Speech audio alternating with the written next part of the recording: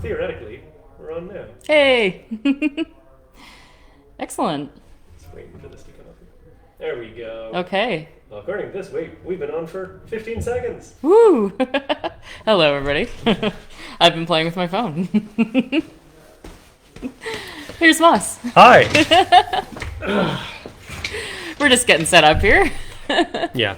Got some mood lighting. You'll have to forgive us. We realized 5 minutes ago that we had to completely change our entire setup for where we were doing this live stream. So that means that I had to do a lot of running around, getting things plugged in different places, and one little side effect, housekeeping note before we get going, is that I can't really see the screen. Which means that I can't really see what people are commenting. I'll poke my head over a few times to try to record that. But yeah, don't be alarmed if we don't immediately answer your questions. We will get to it, I swear. So hello, Mel. Hello, Moss. Yeah, we should introduce ourselves for anybody who doesn't know who we are. My name is Moss Scheurkogel. I am the general manager of Intersection Winery. And I am seated next to... I'm Melissa Smits. I'm the winemaker and vineyard manager, and odds and ends, honestly, here at Intersection as well. So small team means that everybody does... everything. A huge amount of tasks. There's no such thing as compartmentalization. No. Yeah, pest control, recycling. Yeah. Toilet repair. I always list that. Yeah. So... We did a live stream tasting last week where we talked about the Intersection white wines, and this week, as you can see, all lined up in front of us right here, we're going to be talking about reds, but not Merlot, Silica, and Alluvia. No, that's right. So. There's some conspicuous absences. We are talking about 6 wines today, and none of these are the Silica Merlot or the Alluvia Merlot. This may be devastating or alarming to some people, but don't worry. The only reason that we're not talking about them today is because we're going to be talking about them in much more thorough detail next week in a special live stream where we only look at Alluvia and Silica, since they are sort of our flagships. Yeah, that'll be exciting. They need the focus too. Yeah, but it also frees up attention and time today to talk about the rest of these wines, some of which have been long-standing staples on our tasting bar, and some of which are relative newcomers or wines that perhaps some of our fans have never even had a chance to try. So that's kind of exciting. Yes, yeah. This last trio here, very special. Although, there's a conspicuous lack of wine in 2 of these bottles. I wonder what happened to it. Yeah, funny. I mean, we only opened it a couple hours ago, and all of a sudden, it's a 5th gone. Isn't that interesting? I think that was intentional. I'm assuming it was. Trust me. Okay, shall we get going? So, well, let's go through the lineup first. Okay. So we are going to be going through the following wines in the following order. I actually haven't consulted Mel about this, so she might dash my plans right away. We are going to be starting with the 2017 Milepost Merlot, and then we are going to be moving on to the 2016 Cabernet Sauvignon. Now, I've chosen to put that deliberately before the 2015 Cabernet Franc for reasons of texture and tannin. Yep, that's fair. You approve? Yep. Then we will be touching on the 2014 Axiom. Mm-hmm. And then, this is where things get kind of exotic, we're going to be talking about the 2014 Ripasso. And we'll explain what Ripasso is when we get to there. And finishing off with the 2014 Appassimento. Now, I had a couple of people who said that they were going to be watching along. Actually, they said they weren't going to be able to watch the live stream. They were going to be tuning in a couple hours later when all of their guests arrived. So hello, John and Vicky, and all of your guests watching this later in the future. And John was asking, should he be opening some of these wines up beforehand? And obviously, you can see that there's no corks in here. We've opened these wines up already. Yes. And it's true that some of these do really thrive when you give them a bit of time and oxygen. Mel, which of these would you say are most not deserving of air, but require the most oxygen? Actually, these middle 2 benefit the most from decanting. I know these guys, we like to open them up, but it's only because they get big and beautiful and even more volume to them. But I do find that the Axiom and the Cab Franc, if you open them up in advance, they really change and they really open up for the better. Right out of the bottle, it'll be fine. It's just not going to offer as much as I think they would if they decanted. Yeah. The Axiom really is one that sort of on day 2, on day 3, that wine is tasting absolutely phenomenal, and you can't really predict exactly how much it changes. Yeah, and the difference between these two, and I'm sure once we get to tasting them, we'll see that, is that the Cab Franc tends to be towards peppery, vegetal characters, but if you allow it to open up, it really brings out the raspberry and sort of the other bramble fruit that comes with it. There you go. Yeah. Well, let's get started here with the 2017 Milepost Merlot. This is, like I said, a long-standing staple of our winery's production. We've been making Milepost Merlot since 2011, and in its earliest years, it was actually called Milepost Red, and some people still know it like that. And the reason that it was called Milepost Red is because the owner, Bruce, wasn't sure at the time whether it was going to be consistently all Merlot or whether it was going to become a blend at some point. He wanted to kind of hedge his bets, cover his bases, and say if we call it Milepost Red, then maybe at some point in the future it has Cab Franc in it or it has something else. But it has always stayed Merlot. Yeah. And so we've actually changed the branding to just be Milepost Merlot because eventually we realized we're never going to shift this away. This is such a lovely wine, and it's become such an important part of our lineup. We're never going to compromise or alter that by changing it into something different. Yeah, and I think also, you never really know when you introduce a red blend where it's going to come from, the components. But we've isolated that to essentially one block on our vineyard. Because it expresses all the characters we want from it. So I just work from that block forward rather than it being a kitchen sink where odds and ends end up getting dumped. So it is a wine with some focus, but it is made to be a little bit of a lighter expression of what we get off of our site. So Well, I like to think of the Milepost as being a wine that has a purity of intention. Yeah. That it always has, like you said, focus. It always has a very deliberate goal, which is to be sort of the lightest, most refreshing in our red wine lineup.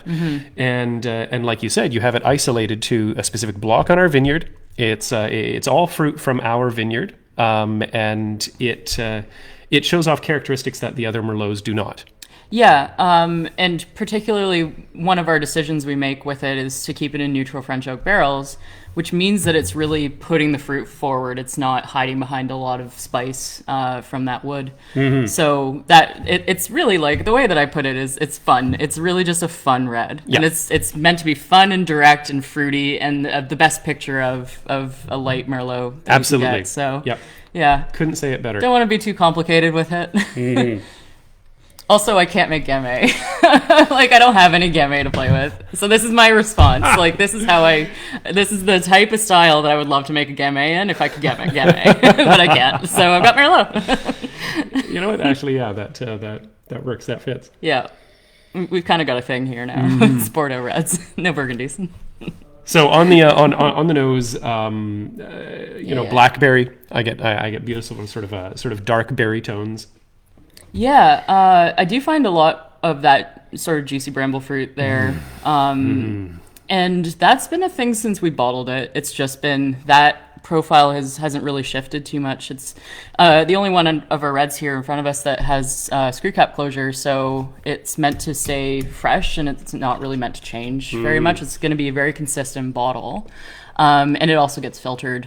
And the rest of our reds are just unfiltered, so we clean that one up for bottling quite a lot. So and again, just to laymanize what Mel's saying here, typically with our red wines we don't filter them, which leaves a bit of extra leaves a little bit of extra gravity, a little bit of extra texture, perhaps some added depth of flavor. But with the Milepost we filter it, which is the industry standard filtering wines. It's a little bit abnormal for us to unfilter or not filter most of our reds, but with the Milepost we strip it clean so that you wind up getting something that is bright and crisp and consistent. Yeah. We're really looking for a consistency and sort of that bright, clean character. And the screw cap as well, again, touching back on that, cork is going to encourage a little bit more development because it's soft, it's porous, it's going to allow a little bit more air transfer. It's going to encourage the wine to change and develop, maybe break down its tannins a little bit more, whereas the screw cap is a better way to ensure a tighter seal, which ensures freshness and, again, consistency. Yeah, and also ease of camping wine. Ease of camping, yes. If you don't have to bring a corkscrew, or if you forget to bring a corkscrew, which often happens, I leave one in the glove box of my car. Well, this is it's very handy. I want to talk a little bit more about food pairings in this particular tasting that we're doing here, and I'm just going to lead off with one here for the Milepost, which is something that I did about a week and a half ago. It's real good with hot dogs. Oh, right. Yeah, that's maybe not the most glamorous pairing, but when you said camping, it's a real good camping supplement because it's actually fantastic with hot dogs. Awesome. They were good hot dogs. They were decent quality hot dogs, but we've got a gourmet hot dog truck in town, so I mean, we know hot dogs here in Oliver. Yeah. My go-to with it is tacos. I think just if you slow cook a pork tenderloin or something along those lines, and then you come back and just shred it with some annatto oil, onions, fresh guac, that kind of stuff. And if you just lightly fry tortillas, just you got to get the 80 pack of the corn tortillas, the proper ones, and throw some beans on there if you want. But the whole thing is that it plays really well with a variety of spices and different proteins. You don't necessarily have to go to meat with it. You can go to mushrooms, or I even find like sort of braised cassoulet beans.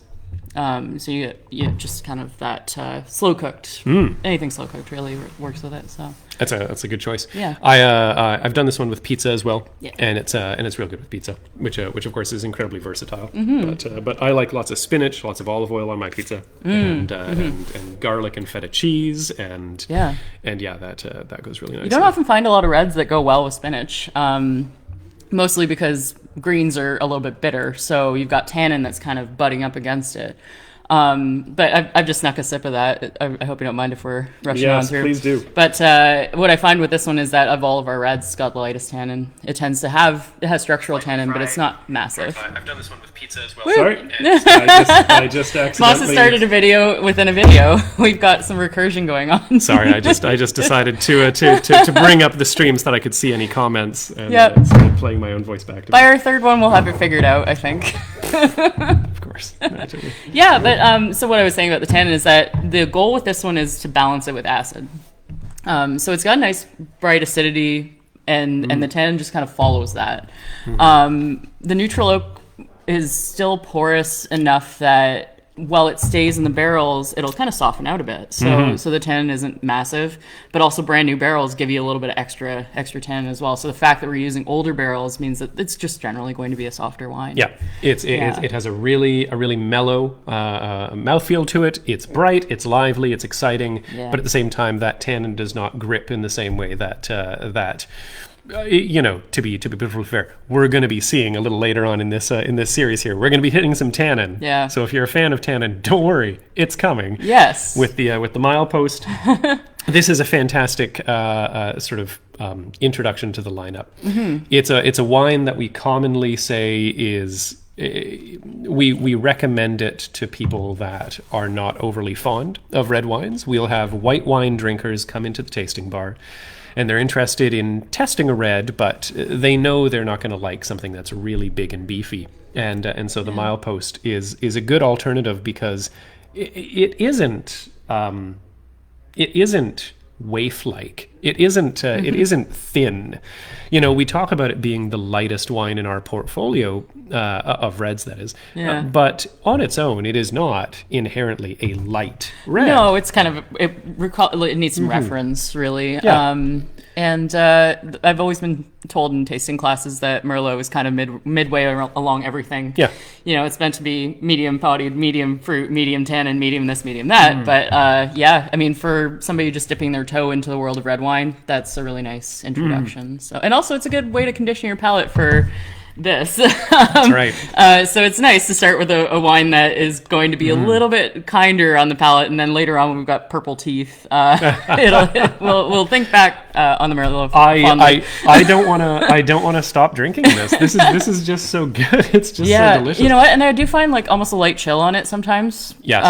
It doesn't hurt it. A lot of people drink reds way too warm. So right now we're hitting about 28 degrees finally during the day. So I mean, don't serve your reds at room temp if room temp is 25. Yeah. So give them a little chill. It'll be even better. It'll really add some weight to them as well. So that's between what I 18 and recommend. 20 is 18 and 20 Celsius is great. Yeah. And the Milepost, because it does have softer tannin, it doesn't suffer in the same way when you chill it a little bit cooler past that. Yeah. Yeah. Yeah. It's the high tannin that doesn't chill well, and the Milepost chills quite nicely. Yeah, it's give it a try. I don't know. Let us know what you think. Great berry flavors. I just have to. Yeah, I went back and highlight found again. a lot of cranberry or sort of a currant jam, like red currants. There's often red fruit on that wine, and on the nose there, I was definitely getting blackberries. I think you were saying brambleberry too, but. Yeah, that's a catch-all that I use when I can't describe which of the drupaceous fruits I mean. But on the palate, I was definitely getting more of that red berry, and it was and it was great. Excellent. Okay, so Good. now Woo-hoo. immediately, I poured this in my glass. You all probably can't see this very well because of this very atmospheric room that we are in. that unfortunately does not show color very well. But this is much darker right away. Yes. You can see much deeper color to it, more opacity. It's harder to see through, and that implies right away there's heavier tannin, that sort of darkening impact coming from. Well, no, would you? I'm going to contest this. You can argue this, but when I see that darker, more opaque color, I think more tannin because that color is coming from longer maceration time. Not necessarily, though. Could be the varietal. You're thinking like things like Petit Verdot, Syrah. Yeah, or even hybrids, right? They're Dolcetto, super dark, but they don't have a lot of tannin. They have a lot of acid. Yep. So Yep. yeah, it's Okay. all a different structure, right? Sorry, I've got to fight you on it. Sometimes you get Smigels that are really You got inky, me. but You got me. That is fair. That is fair. this is the fun thing with Bordeaux's is because you've got a handful of varieties to play with, mainly 5. I'm sure you could tell me I'm wrong on that one because I don't actually remember what it changed to now. Yeah, they added a bunch. There's like 9 now, but I don't know. But with Bordeaux blends, you can kind of play around with different elements and you see which ones do what job in the blend. And actually, it's kind of nice that we're doing the trio here before we get to the Axiom. Yes. Because we get to see kind of what instrument each one's playing. Yeah. Just to clarify what Mel said there, we're trying our Merlot. Or we tried our Merlot, I should say. We are currently trying our Cab Sauv. This is the 2016 Small Lot Series Cabernet Sauv. And then we are going to be trying our Cabernet Franc. And then the fourth wine is going to be a blend of all 3. It's going to be the Merlot plus the Cab Sauv plus the Cab Franc to make up the Axiom. So like I was Mel kind of saying, assuming everybody was already familiar with the Axiom because we have some fans. I know you we have have to fans assume. of that wine. Also, hi, I'm Scheurkogel. This is Melissa Smits. We're doing a tasting of our red wines for Intersection, just in case you just tuned in. Just in case you just logged on. Okay. Cab Sauv. Cab Sauv. Here we Cab go. Sauv. So, Mel, is this or is this not the first single varietal Cab Sauv we've ever made? It's the first one we've ever made. It is. It is. It is. Yeah. Yes. And it's also one of the first small lots we ever really introduced.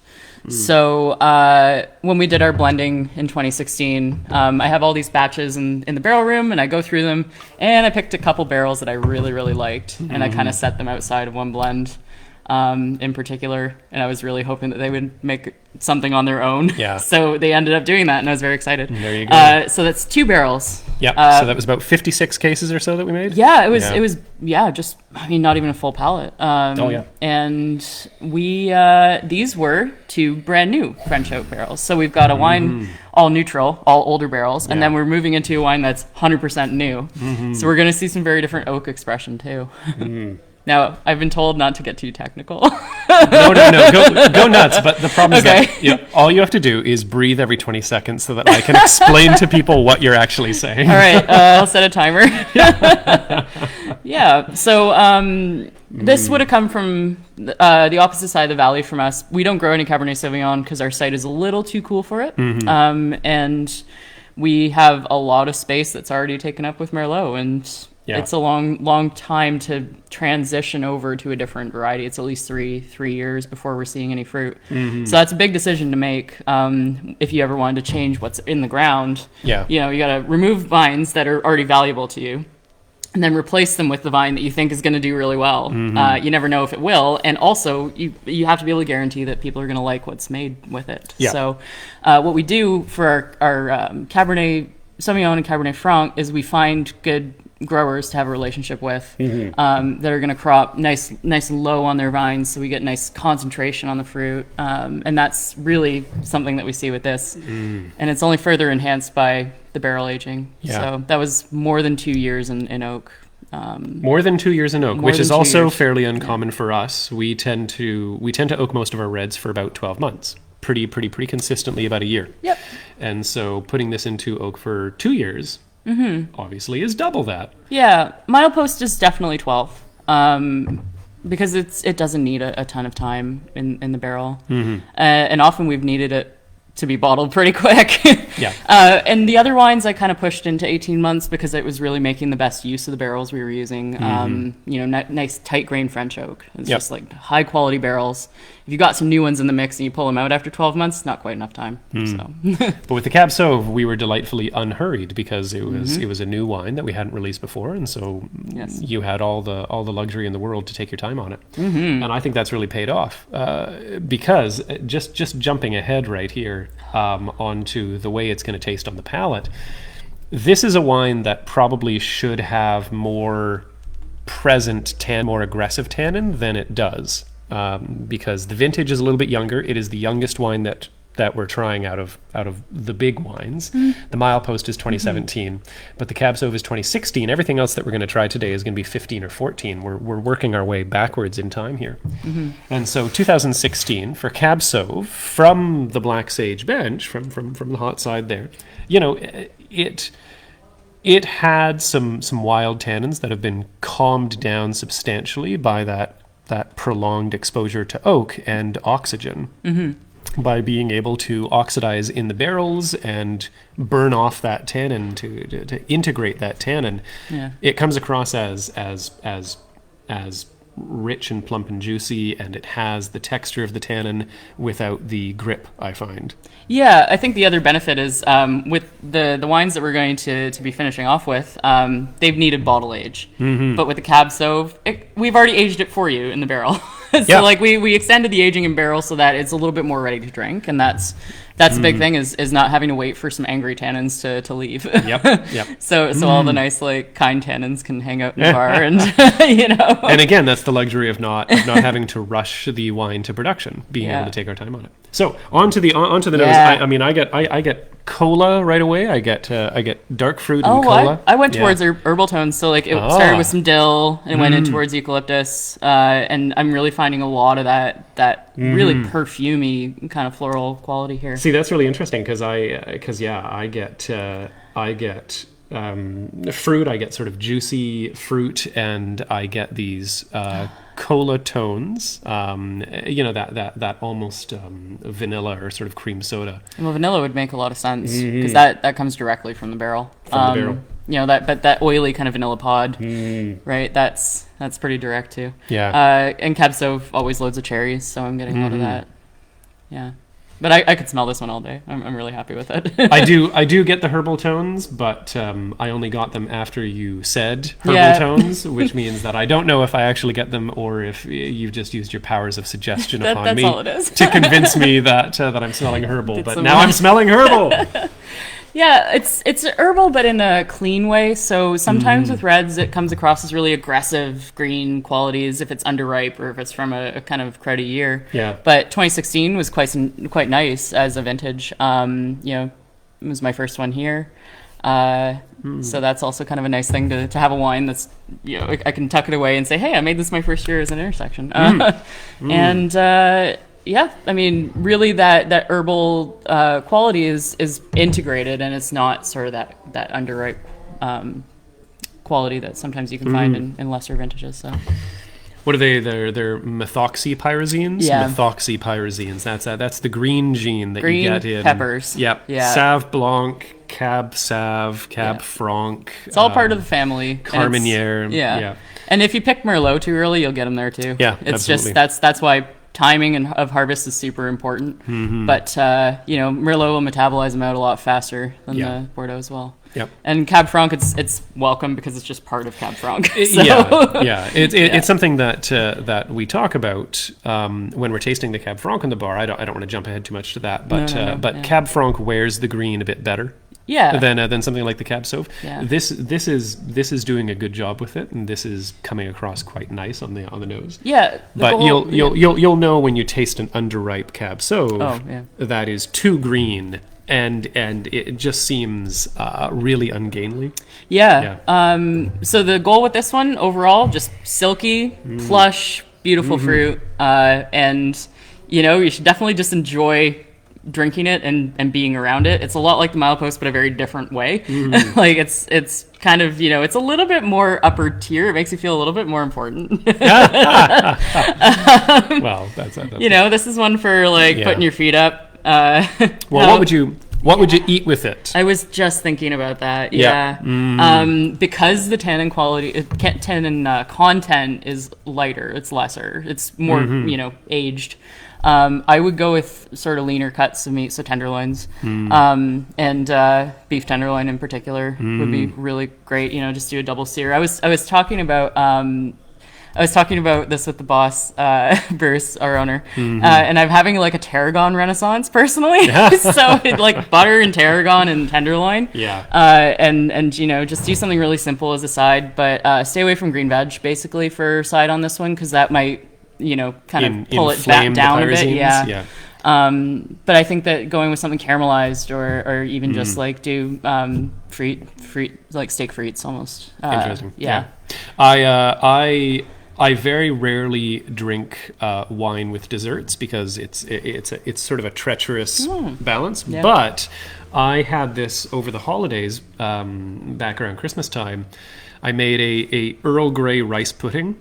Oh, hey. And this was bang on because there was nice spice in the rice pudding. It was not too sweet, and I had steeped the tea for a really long time to produce that, and so there was some tannin in the rice pudding, and so there was a complement to the flavors there. So Earl Grey rice pudding out of left field actually goes really beautifully with this wine. Yeah, or maybe think a lot about sort of a chai panna cotta or sort of like chai creme brulee kind of thing. That would be fun to play with. Maybe the sugar crust might not work, but the nice thing is, so I'm assuming you have a recipe for this because all of our staff really like to cook. So we always end up trading kind of techniques and things, but I'm bad at writing things down, unfortunately.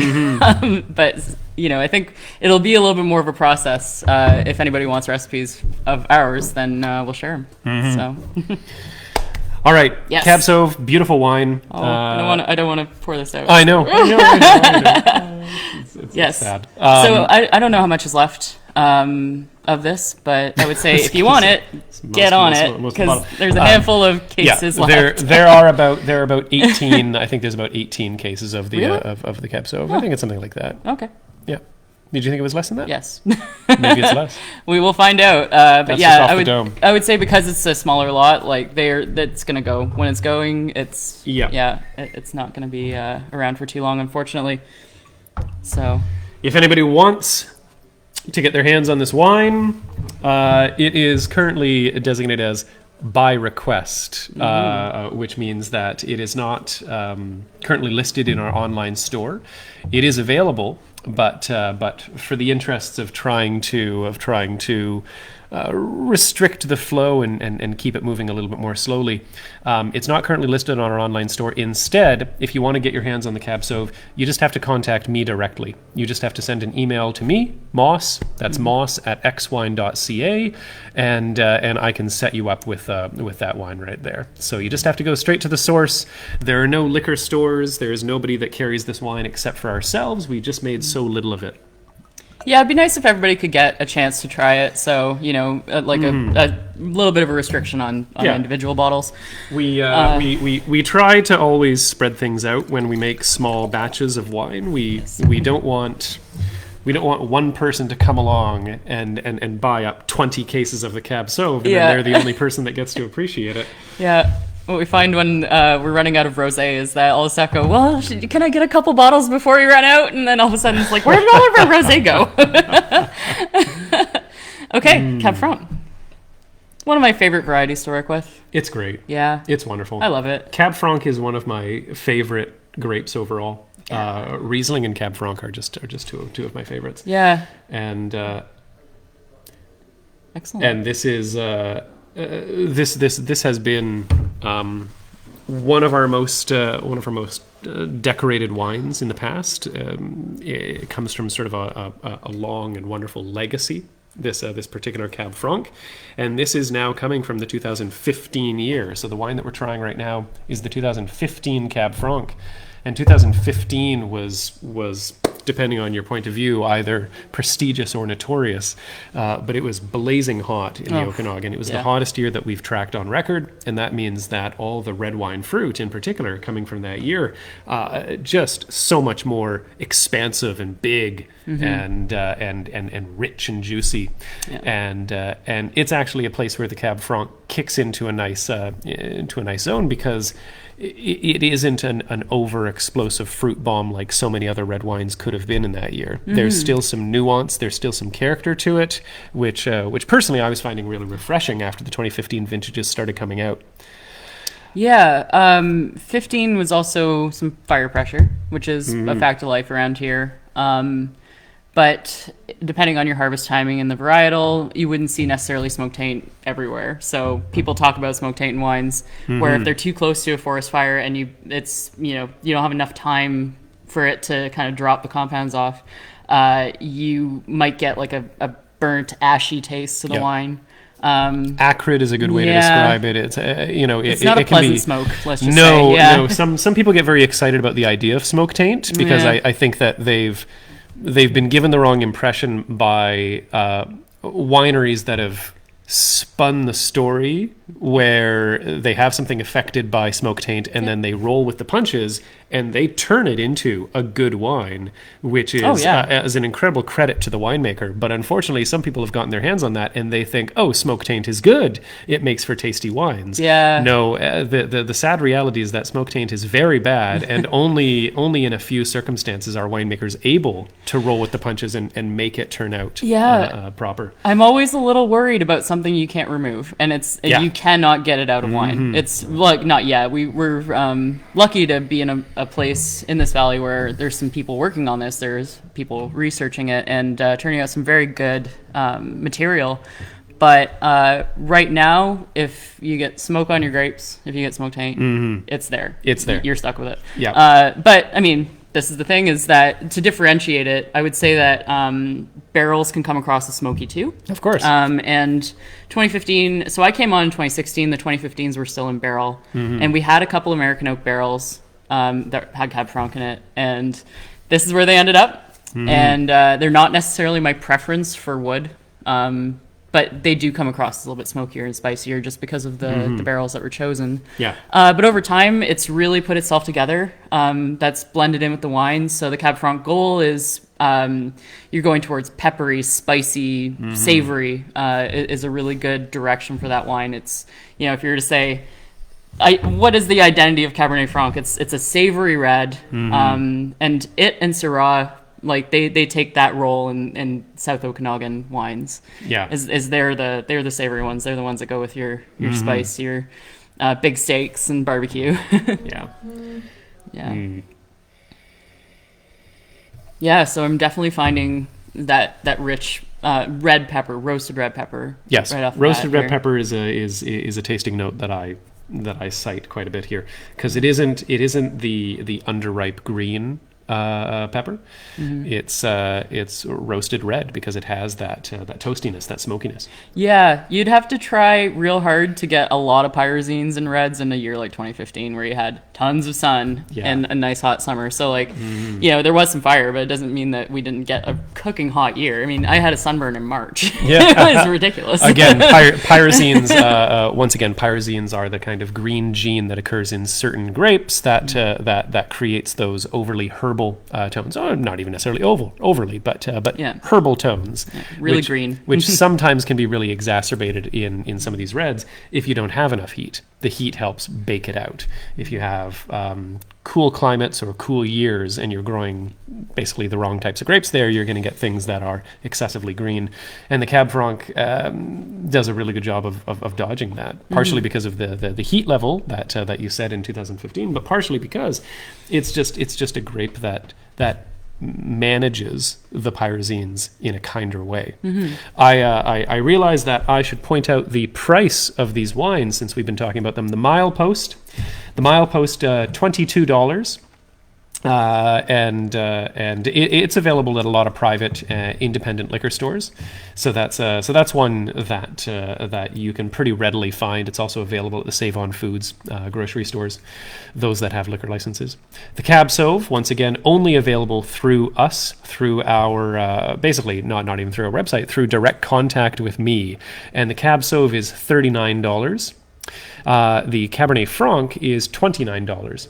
And the Cab Franc is not in the Save-Ons, but it is, again, more widely distributed. You can find it on the island. You can find it in the Lower Mainland by going to your specialty liquor stores. And if you go looking for it and you can't find it, tell them to order it. Because seriously, what's the big deal? What are they waiting for? We could just ship it to them. Well, we could do that That's too. the other thing is, now that we've launched our store online, it's a lot more straightforward. So a lot easier for us to just go to our site. Yeah. And the Axiom, quickly just going through the prices. The Axiom, $45. The Ripasso, $55, and the Appassimento, $65. And all of these right now, all 6 of these are available right now through our online store in a bundle, which is $250. And so it gives you access to some of these wines that normally you wouldn't be able to get your hands on. Yeah. That was my quick plug. I'm Scheurkogel, General Manager of Intersection. This is Melissa Smits, winemaker of Intersection. We're tasting red wines. Yes, it's an ideal Friday afternoon event. What a great day! Yeah, this is a good day. Our tasting bar opened today for the first time. We've got my employee Larry. He's just in the next room chatting with some guests at the bar. We've got some people in the tasting bar poking their heads in, waving at us through the door in the Institute. That's nice. People again. It's good to see human beings inside the winery. That's really refreshing. We cleaned everything out, so we have so much floor space in there, and also can handle a couple of groups. Safely spaced, of course. So, it's a good Friday. Yes, and we got the vineyard mode for the most part because we had all that rain and all this alfalfa was about knee to thigh height, so that's a bit of a trip hazard. And also mosquitoes are terrible if you don't mow. Anyway, so back to Cab Franc. What do you think? Yes. Okay. So on the palate, this is why I position the Milepost first, the Cab Sauv second, and the Cab Franc third, because by the time we get to the Cab Franc, we're getting those grippier tannins, right? The tannins are getting just a little more assertive. Drier and more assertive. You really feel them. You would often think that a Cab Sauv would be a heavier wine, a more full-bodied wine than a Cab Franc. And maybe if they were in perfectly parallel conditions, maybe they would be. But again, the Cab Sauv is from a different growing season, and the Cab Sauv was given 2 full years in oak to settle down those tannins. Yep. And all of this is resulting in the Cab Sauv being just a little bit more gentle on the palate in some ways, whereas the Cab Franc is a little bit more lively. Yeah, and I would say that overall its role, if you were to put them together, it's the backbone. Like it's always been the center, the structure, right? Yeah. And there's a lot of Bordeaux that's Cab Franc based. It's just, rare to see it on its own as a single varietal outside of Canada, really. There's a couple of regions in France that'll do it, but what do we eat this with? The previous winemaker, I'll say this, before you came in, our winemaker was Dylan Roche, And Dylan told me that the best food he had ever tried with the Cab Franc was at a guest ranch that he and his wife would go up to once a year. They would bring the wine, and then at the ranch they would cook the food. And they said that they did a butter poached pork tenderloin. Ooh. And so slow poached in just a vat full of butter, and this incredibly rich, soft, tender meat. They paired with the Cab Franc, and he said that it was the finest compliment to the Cab Franc that he had ever seen. Oh, great! Yeah, that's an awesome recommendation. I was actually about to say something along the lines of a lamb shank, where if you cook it and it starts to fall apart, then you can just kind of, or a shoulder even would be really awesome. But maybe it's not oven weather. So I'm thinking if you go towards your spice cupboard, you get your paprika, your cumin, and all those like lovely woodsy kind of flavors. It'll work on any cut of meat, but also I think that you can do stuffed peppers. I can't do stuffed peppers personally, but but somebody can. Yeah, and the other thing is, you could always contrast it. Throw some blue cheese on there, or use some kind of really creamy dairy to create a contrast to flavors. Beautiful. Yeah, excellent. Yeah, really very good. Wonderful wine. Yeah, I like it more and more every time we try it. Yeah. So it's one that evolves. Every few months we'll go back and we'll try it. So if you have a bottle and you're wondering about it, just write us up. Say, hey, how's this wine? And we'll open one. We'll try it. And we'll get back to you. It's good. We have a library. We will happily taste it for you. Yes. But yeah, no, I'm really happy with that. It's got a long way to go still. I would say that it's going to drink perfectly well for the next 5 years, 7 years. Getting into older age too. Keep it for a decade. Buy a few and try them every few years. I don't know. That seems like a good tactic. That's the way to do it. Yeah. All right. Okay. I'm excited. So now we are trying the 2014 Axiom. You can kind of look at this entire tasting as sort of 4 wines. Right, the Milepost, which is the Merlot, the Cab Sauv, the Cab Franc, all of these leading up to the Axiom. Then you can separate it and look at the Ripasso and the Appassimento as kind of a whole other experiment. So really, it's these 2 groupings of wines, and the Axiom is the culmination of all 3 of these wines come together. I remember again going back to the days of Dylan because Dylan left. It was the beginning of 2016. Yeah. So Mel came in 2016, which means that a lot of these wines, like the Axiom, were either started off or in some cases fully made by Dylan. Yeah. And with the Axiom, I remember the blending process. It was about 2 weeks long. And it was Dylan and Bruce and myself, and I was working out at the tasting bar, and Bruce was down in his cabin, and every day Dylan would bring in, somewhere between 5 and 10 little sample bottles, with all the different iterations of what Axiom could be, and it was all these different ratios. What if we do 75% one grape, and then 10 and 15, or what if we do 50% one grape and 25 and 25? And we tasted every single day, and we would say, okay, we liked this, we didn't like that, we didn't like this. And then he would take those and he would refine them. And so he would break it down. He would say, okay, well, if we liked it with, 30% of this, what about 32% of this? Or what about 28% of this? Getting really granular, yeah. Yeah, and like I said, it took a couple of weeks, and we tasted through all of these different iterations, and we got into dead ends, and we had to dig our way back out. No, let's scrap this whole train of thought. Until finally, on the last day, we were tasting through, and we had basically hit it. But Dylan had kept it all secret. So we didn't know what we were settling on. And finally, after all these iterations, all these different characterizations of what the Axiom could be, the final result, the best tasting combination of all 3 wines, because this is the 3 wines, was just even split. Yep. 33%, 33%, 33%. Just 1/3 of each wine. Yeah. 2 weeks of testing, 2 weeks of fine-tuning, granular, what if we take it 1%, and a child could have thought of the but we had to test all those different iterations so that we could really appreciate and understand that yes, an even split is good, is great. I agree, because I like to do barrel selections. So, I'm sorry. I should have turned that off. For shame.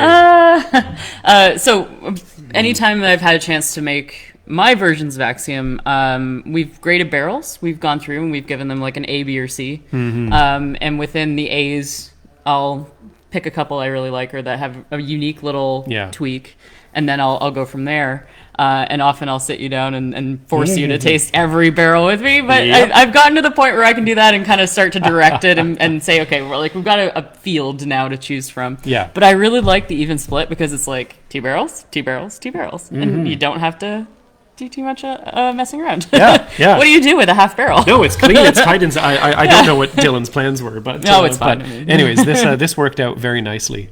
And one of the really fascinating and wonderful things about a blend, and blends are not something that we do a lot of. In fact, this is the only wine in the entire lineup we're trying today, out of all our reds, that is a blended red. Everything else, pure single varietal, because that's kind of who we are. We like clarity.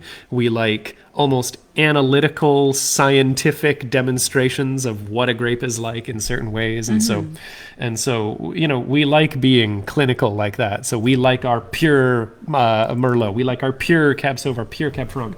But what you get from a blend is this beautiful evolution where one grape will come into its sort of time to shine, where you'll see the wine be, say, led by Cab Franc early on in its early days, and then the Merlot coming in to round it out after maybe a year of aging. Cab Sauv has been something that's really been present in this wine for the last year or so. I've been seeing more and more of the Cab Sauv expressing itself. It's the same too with white blends. They say that when you mix the Sauv Blanc and Semillon, that the Sauv Blanc will come in first and the Semillon will pick up later. Yeah, I've heard that said of the Bordeaux white blends. Blends evolved. They're dynamic. And the nice thing is they're always meant to be better than just like A plus B plus C, right? So it's not just saying like, Cab Franc, Cab Sauv, Merlot. Yeah, this amount of goodness, and that's what it should be better than what you set out to make originally. Absolutely. It should all harmonize. It should highlight and capitalize on the finest points of each of the contributing wines, and it should eliminate or minimize any of the weaknesses of the wine. So you should get this sort of super wine as a result. Now, we talked a lot of philosophy about blending. It's important. But I would like to say I like the nose on this. It's a good. Hey, also, it's a nice wine. It is a nice wine. It does all the things we were talking about. Things a blend should be. Hey, I mean, this is a nose that has a lot of complexity. It smells like a lot of things. Yeah, it's a simple way of. Sometimes it's a little hard to nail down what you're smelling. So the best thing is to exercise and try a lot of wine. And then aside from that, just really familiarizing with things that you cook with or things that you bake with. It gives you a really good profile to draw from. So if you smell vanilla before you use it, you'll recognize it a little bit more easily in things like wine. So, because we're all obsessed with cooking here, I think we're all just like keyed into our ingredients. So when we start saying, oh yeah, dill and plum and whatnot, or something strange like, oh, I was walking on a seaside and people come up with these tasting notes, and it might seem like it's kind of fluffy, and kind of baseless, but it's just a point of reference that we all have individually. So if you're having trouble identifying one thing or another, the best thing you can do is just let that one breathe. And it might show something really specific and dominant, and then half an hour later it'll change.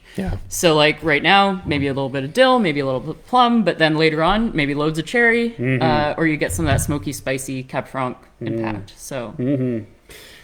Mel, quickly, while we're talking about food, we had a question from the audience, from John and Vicky Murtha, asking which of these wines would probably go best with smoked brisket. Ooh, brisket. Going with the middle two. You're going to say Cab Franc and Axiom? Yeah. Either Cab Franc or Axiom? Yeah. It might be fun to see the Cab Sauv with it because of that plush fruit. Again, I'm thinking maybe in terms of contrast. Yeah. And it kind of depends on, the brisket itself. Fair. Yeah. I would say that I'm always keen to go these two with barbecue. Axiom right now for me is driving more spice. I brought it home for homework last night, and then I got home very late, so I had popcorn, and I didn't get a chance to try it with anything like proper food. But I was hoping to come up with a good food pairing that I could introduce today. What a beautiful wine. But we did have pulled pork for lunch, and I would say that I'm feeling the barbecue in the middle too here. Yeah. So Cab Franc, Axiom, and then if you're feeling experimental, try the Cab Sauv with it. Nice. Yes. So the mouthfeel on this wine, this is just such a beautiful wine. It is rich. It is full. It to me is the most full-bodied of the four wines that we've tried so far. But the tannin is now so luxurious and so velvety. Like it's drinking fantastic right now. Yeah. I mean, I wouldn't say that this needs more time. I think it's tasting wonderful right now, but it could still improve. It could still benefit from more bottle age, but I wouldn't say that you're suffering if you open it now. Yeah. So color stability is a really nice indicator of that too. So I'm starting to see some tinges of that brick color, but A little bit of browning, but yeah, it's not going downhill, that's for sure. So I would say that if you want to explore sort of aged characters in wine too, you might get more leathery, tobacco leaf. I'm trying like tea leaves. Those kind of aromas tend to come out as the fruit starts to kind of dry out and decline a little bit. So you might get more raisiny fruit or plum going towards prune. Yeah. So that could be really fun to see with this. And I'm really getting like nice, so with the finish, which is super long, and just, when you put your glass down, you kind of just wait out to see like how long it tastes or how long it takes before your flavors have disappeared. Yes. And I'm really getting a nice sort of star anise or sort of cracked pepper or sort of Chinese five spice in the background. It's not super obvious on the nose, but it's kind of coming retronasally. Like you kind of get that after some time. Slow down, we got to say some things. Okay. So yes, definitely there's a bit of that licorice tone. You said that you're not really smelling it, but you're getting it retronasal. What Mel means by retronasal is that there's three stages in which you taste wine. You smell it, that's the nose. You taste it on your tongue, that's the palate. And then you have the finish, which is the aftertaste. And basically the fumes from the wine are wafting up the inside of your head, and you're smelling them from the inside of your skull, which is a strange thing to think about. But that's called retronasal, when you're experiencing the smell from something that is basically evaporating off of your tongue. So you're smelling what's inside your own mouth, which, again, very strange concept, but it works. And boy, does it ever give you some fun things sometimes. You can get some real enhancements, or you can get some refinements of the smell when you've tasted it, and then you're getting that retronasal sensation. And this is a wine that finishes great. It just has such a beautiful finish. Like right now, I'm still tasting it, and I've been yammering for 45 seconds here. But it's still just piping away inside there. So nice long finish. Good grip to it. Again, you can tell that there was a lot of tannin when the wine started out, but it's now just had enough time in the bottle to cool that tannin down, to integrate it. But it still has a lot of grip. It still kind of clings to the tongue and gives you this beautiful continued sensation. Nothing better than a long finishing wine, and nothing better for food pairings, because that just stays in your mouth. It stays in your mind, so that then you can eat food and combine it together. Yeah. I think of these four here, well, actually, it's hard to pick a favorite, but I'm really finding a lot of fragrance on both the Cab Sauv and the Axiom. A lot of just sort of floral qualities. So really important to nose your wine, because you're kind of missing out if you don't. I would say that it's part of enjoying being around it. And if you're going to cook and have people around, then you may as well be like into the wine and really, really love being part of it. Yeah. Absolutely. Yeah. Oh, it's hard to, every time we finish one, it's like, do we have to move on? Rip off the Band-Aid. You just got to do it. Yeah, but we're going on to something very exciting. You look at the clock and you think, all right, okay, it's just got to happen. So once again, for anybody that's just coming in, I'm Scheurkogel. This is Melissa Smits. We're tasting through the Intersection Red Wines. We've gone through the Milepost $22. Cab Sauv, $39. Cab Franc, $29. Axiom, $45. And now we are going on to the Ripasso and the Appassimento. So this is almost an unfortunate order. We really should do the Appassimento first and then the Ripasso, because that's the order that they're made in. You make Appassimento, and only by making Appassimento can you then make Ripasso. So this is chronological, even though they're both from the same vintage. This got made first. But the Appassimento is a bigger wine. It has a higher alcohol content. It has a bit of sweetness, and so it is a pretty good way to cap off the entire tasting. Yeah, I think the sweetness is the factor for me to put it in a different order. So yeah, we're going to start. Well, not start. We're in fifth wine, but we're going to start this second phase of tastings with the 2014 Ripasso.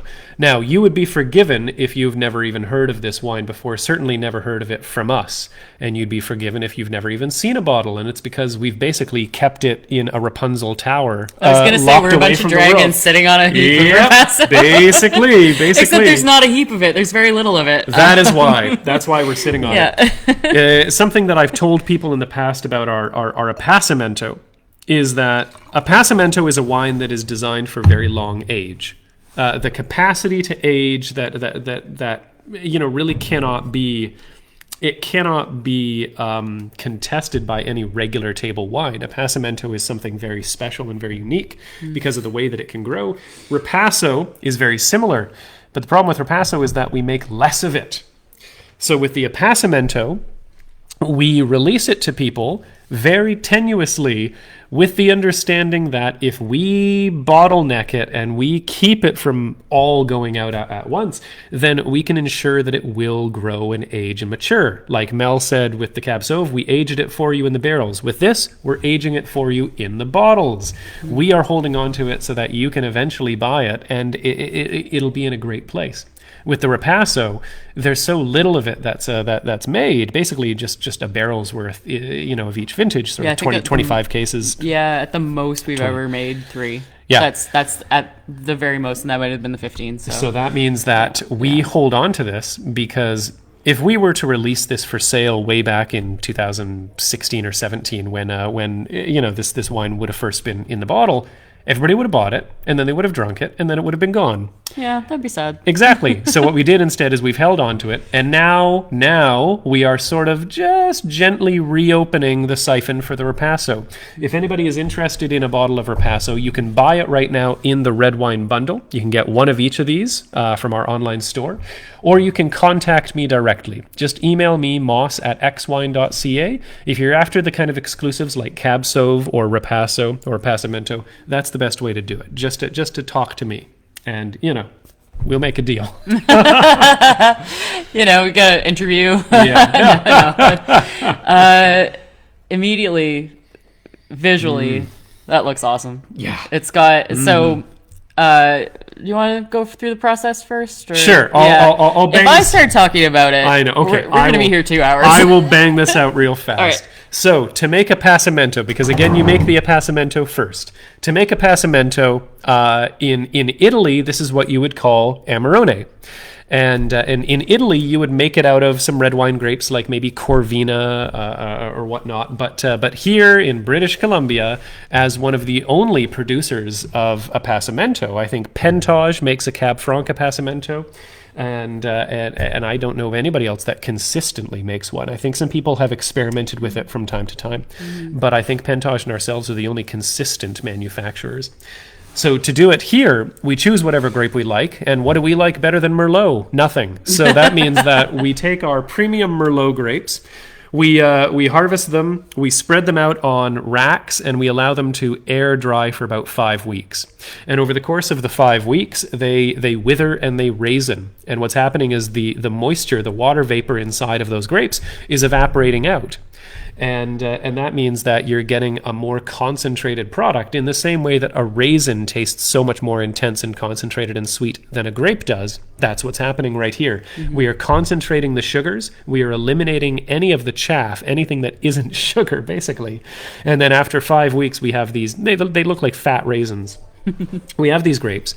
We then go into our regular processing. In the past, it's been treated to a little bit of the old pigeage is the French term for stepping on it with your bare feet, carefully sterilized beforehand, but it's had a little bit of that aggressive stomping, and the end result after you ferment it is that the Appassimento is a wine that has massive sweetness going into the process, but instead of becoming a dessert wine, it is instead fermented to just a very high alcohol level. This Appassimento is 17.2% alcohol, and it still has about, I think it was 15 or 16 grams of residual sugar. Yep, it's got some sweetness there. So it has some sweetness, but it also has 17% alcohol.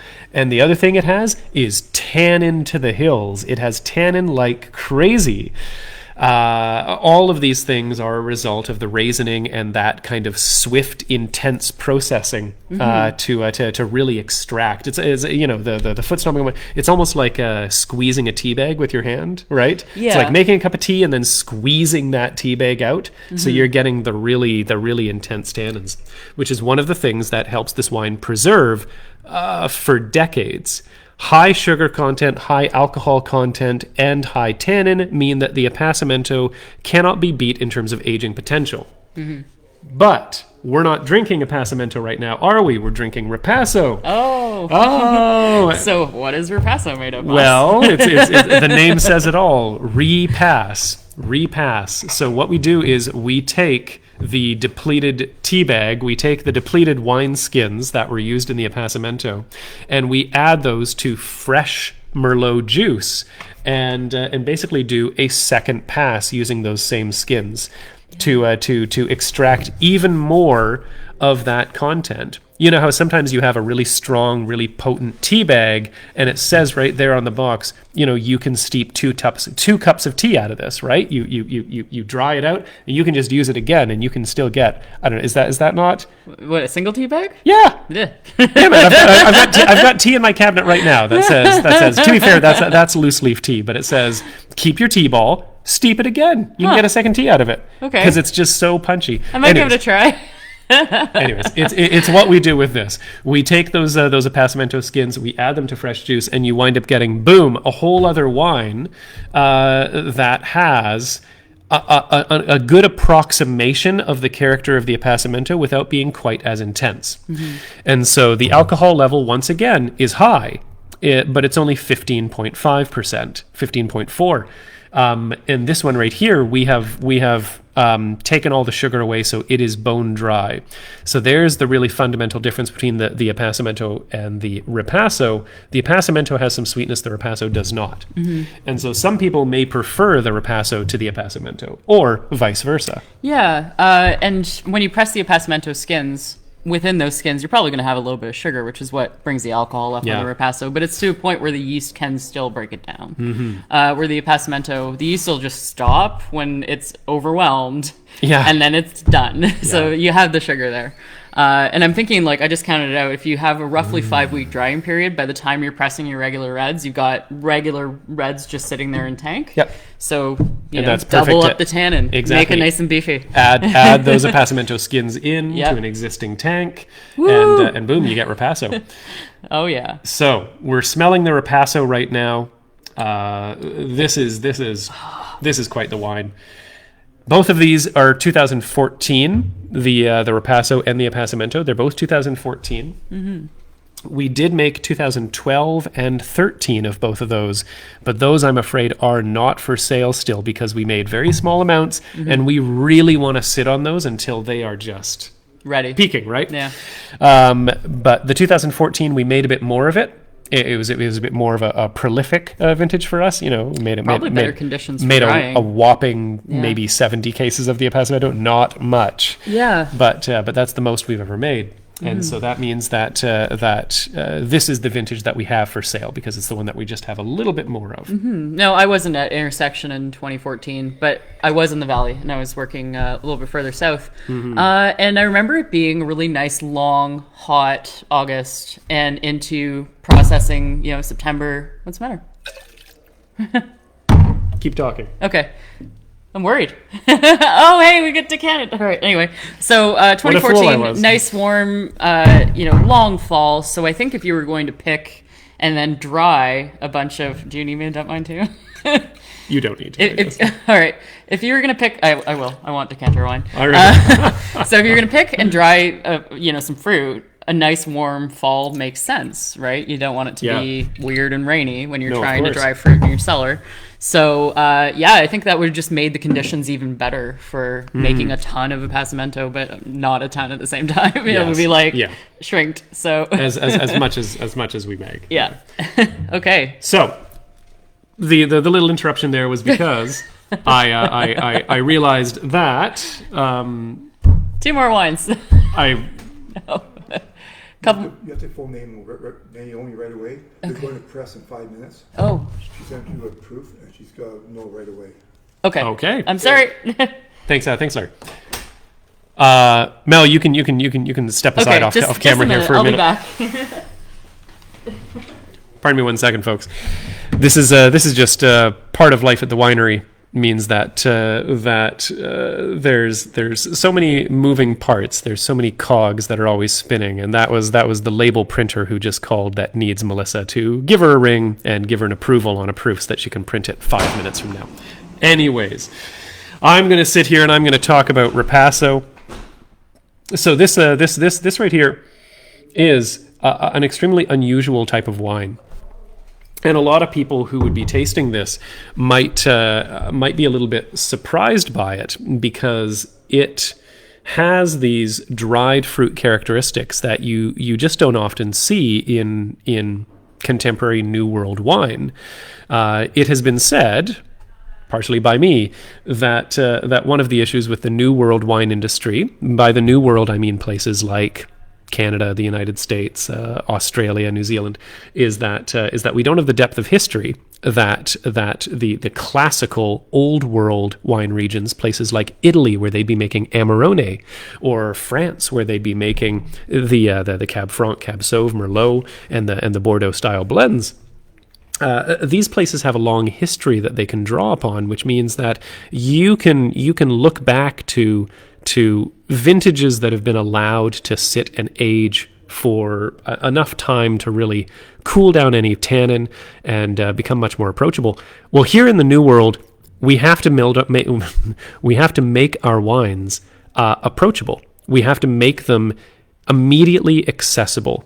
It is very rare that we have the opportunity to deal with something the way that we dealt with the Cab Sauv or with the Ripasso and the Appassimento, where we make a wine and then we hide it away and we take our time releasing it. No, usually we have to deal with wines more like the Milepost, where we make it and we are bottling it as fast as we can.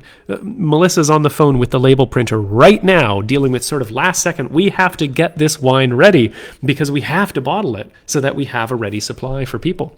We don't have 10 vintages of Milepost tucked away in the cellar that we can slowly move our way through. And that means that in New World winemaking, you tend to see fresher, brighter flavors because you're designing the wines to be more immediately accessible. Drink it the year that it comes out, boom, it's gone. That means that you're getting fresh fruit, you're getting bright fruit, and that can be lovely in the same way that the Milepost is lovely.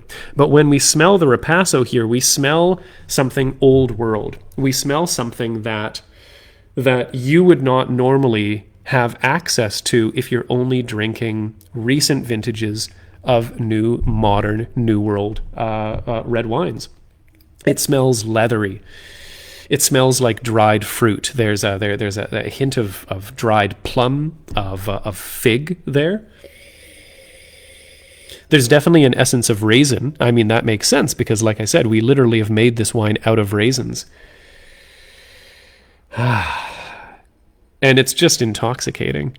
If anybody's just tuning in right now, I'm Moss Scheurkogel. I'm the general manager of Intersection. We're tasting through red wines at the moment. The winemaker, Melissa Smits, is with me. She's just not literally with me because she's fielding a phone call right now. So I'm vamping. I would do a song and dance, but there's not enough room for me to stand in here. And I can't sing sitting down.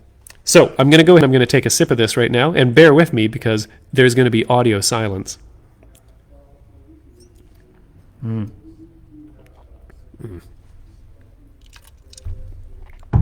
Oh, I hope you didn't mind that too much, because I loved it.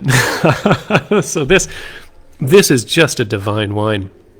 We explained when we were making it that the Appassimento has some residual sweetness to it, but the Ripasso is dry. It's bone dry. All of the wines in this entire lineup here, with the exception of the Appassimento, have extremely low sugar content. Now, the way that we measure sugar is in how many grams of sugar are in a liter of wine, and so anything that is less than 1 gram of sugar is considered bone dry. And in fact, it's really hard to even measure how low it is when it's less than half a gram. And this right here, less than half a gram. We don't know if it's 0 or if it's 0.02 or whatnot, because it's almost microscopic at that point. But it means that there is almost no sugar in this at all, and it cuts through with this beautiful, amazing grip. This is a real textured wine, and this is why I put it into the decanter before we tasted it, because I wanted to give this a bit of an opportunity to have some oxygen and to simmer down those tannins so that it didn't come across just like sandpaper to poor Melissa and myself. Now, the Appassimento obviously is going to be similar, but it's going to be buffered by that little bit of sweetness. And Mel has returned. Sorry about that. Everybody, this is Melissa. She's the winemaker. Hello. Anyways, I was just tasting through the Ripasso, and honestly, I think it's time to move on to the Appassimento. Oh, really? So, well, we've got okay. time. Okay. I really like the nose. I know. Okay, all right. Well, Okay. give me the cliff notes. Give me the cliff notes. Your tasting notes. What does it smell like? This isn't meant as a negative thing, but almost like a cherry cough syrup. Oh no, it's like, what could you say that's negative about this? Yeah. Anyways, yes. No, I mean, like, some people are like, ew, but I think that's actually kind of a neat, unique thing. It's good. Mm-hmm. There's a little bit of like sort of a marzipan note there too. But yeah, lots of cherry, lots of that Nuttiness. Yeah, the nuttiness is really, it's, almost like a liqueur. Yeah. Nose too. Like you really get almost like a cassis, proper cassis de Dijon quality there. Yeah, when my phone's dinging at me, it turns out it was important. Damn. Turns out that when Melissa's phone is ringing and dinging for the entire live stream, there's probably a reason. Friday, got to do stuff within business hours. So anyway, and then when we look up and we see Larry peeking through the window of our tasting studio here, just peering in. One last note, a little bit of brown sugar on the finish. So I would say that braises aren't out of the question. I don't know what you talked about for food, but maybe we can talk about I didn't even mention food. Oh, okay. I left that for you. Yeah. There's almost like a little bit of a savory note here too, so there is almost like a touch of a sun-dried tomato. Yeah. So honestly, get it with some I was actually thinking sort of like, what is it when you do the eggplant and you roll it? It's got a rouladen almost sort of name, but anyway, rouladen might be nice. Rouladen itself might be good. But I'm also thinking, even just do a lasagna with it. That'd be good. There you go. Yeah. Lasagna, folks. I was trying to, whatever the eggplant rolls are, we'll figure it out. A little flustered. I can't help you. Okay. You're on your own. Well, I'm glad I got a chance to take a few seconds with that one. Yes. I would say ready to drink as well. Yes. And give it a couple years if you need to. It's not going to hurt it.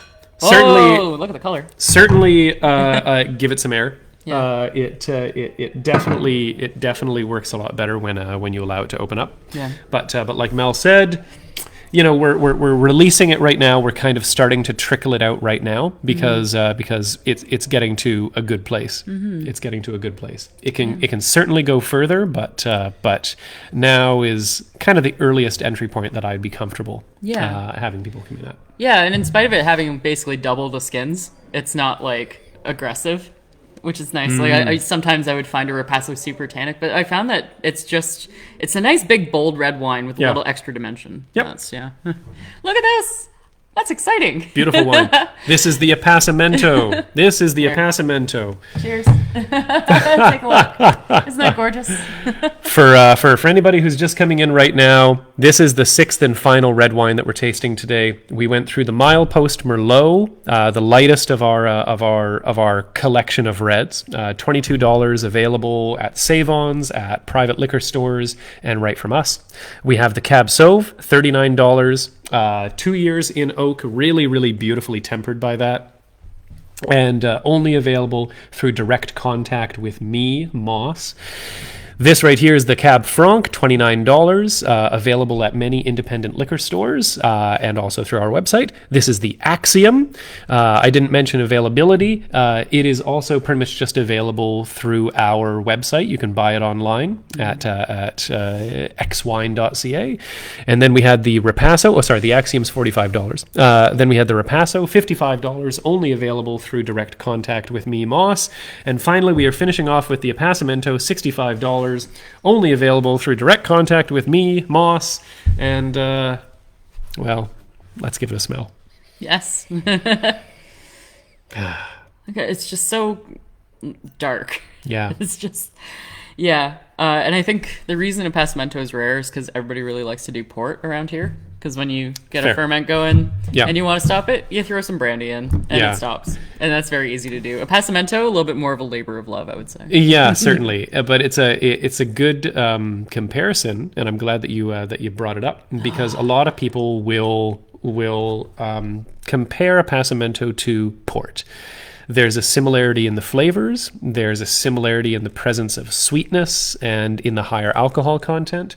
Although I would generally say that Appassimento is lower sweetness. It's less of a dessert wine. Yeah, It's more of a hybrid between a table wine and a dessert wine, because 15 grams of sugar. But that's more than we would put in any of our other wines. Oh, yeah. Even something like the Riesling, that has such a high acid, we can sustain a higher sweetness level. Oftentimes we go half of that with our Riesling. Oftentimes. Yeah, But, it all depending on where the wine is going. But, Yeah. Appassimento is kind of, it's residual, but it's based on where the ferment stops. So you could probably chill it, but the wine kind of decides for you where it stops. So, yeah. It's just so you get a ton of black fruit here, lots of dark fruit, you sort of that plum, but really sort of dried or baked. I get cinnamon, like I'm getting baking spice. Oh, yeah, loads of Honestly, it tastes a bit like a spiced rum. There's some spiced rum flavor there coming in for me. That's beautiful. Because I can see that for sure with clove. yes. But it's almost got sort of a chocolatey note there, almost like a chocolate syrup or Cocoa. I definitely get cocoa. It is a little bit sweet, but the sweetness is not overwhelming, and it's because the tannin is helping to basically mute the impression of the sweetness. yeah. And as it dries, it doesn't necessarily mean that the acids go anywhere. So those are a little bit concentrated as well. Yeah. So you get that density of tannin. You get a little brighter acidity from it being just essentially more concentrated. Remember, we've just taken the water out, basically. So everything else is left behind. So I find that the acid really helps with like that, just the fruit and the play of that. It elevates the aromatics a little. Oh boy, that's a wonderful wine. Yeah, just cherry preserves, plum preserves were just all over the place with the fruit. Just gobs of it, loads of fruit. It's such a shame that my wife is on graveyard shifts right now, because normally I would be bringing these home so that she could try them. But technically, she's just waking up to go to work in a few hours, and this is probably a bad idea to be tasting a 17.2% wine before you go to your job. Right. Yeah. Yeah. I'm glad we do what we do.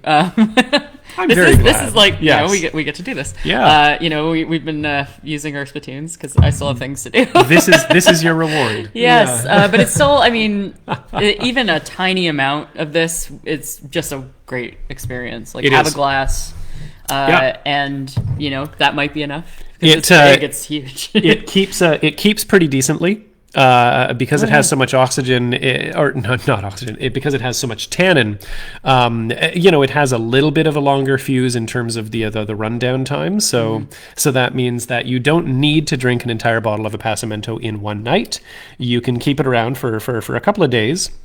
If you have the opportunity to gas it with argon or nitrogen, or if you have one of the pumps where you can suck the air out of the bottle, that's good. That's just going to help keep it alive for a little bit longer. Yeah, those pumps, they don't do as much as I think that they should. They don't do as much, but they're better than just leaving the bottle. I would say for regular old storage, cold, dark, and keep it cork up. Because if you tip it on its side, you get this big spread out area, and your wine is going to turn over a lot faster.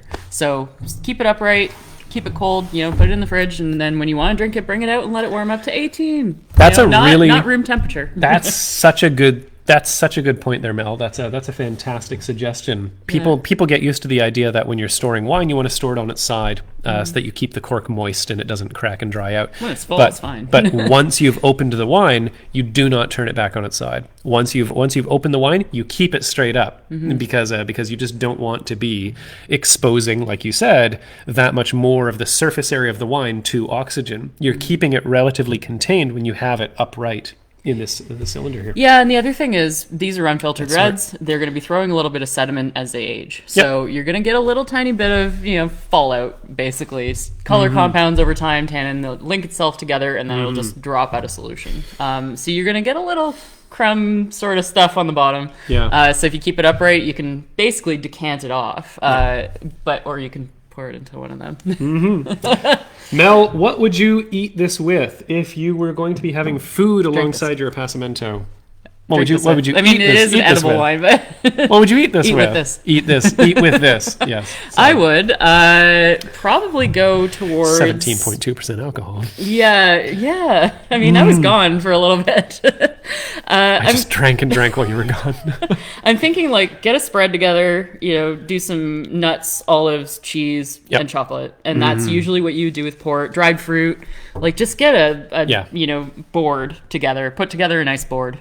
I know it's not a full meal, but I think the wine is going to be the centerpiece there. Yes. So just have it with some little bits and bites. You could probably do canapes or pinchos, sort of the Spanish. You get some kind of really nice seafood or smoked oyster, and it's just a little appetizer-y thing. But you can have about 1,000 of them. I like the idea of dried fruit, nuts, and a little bit of chocolate. Yeah. Oh yeah. You know what? This is.